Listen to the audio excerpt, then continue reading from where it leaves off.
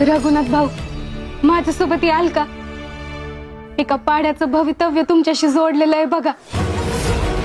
तुमच्यामुळे विहिरीचं पाणी, मंदिर सगळं पूर्ण होईल. हे पोरी, अशा गोष्टीवर माझा विश्वास नाही आणि मुळात माझ्याकडे वेळ नाही. मी कुठेही येणार नाही. कृपा कर, फक्त एकदाच ये.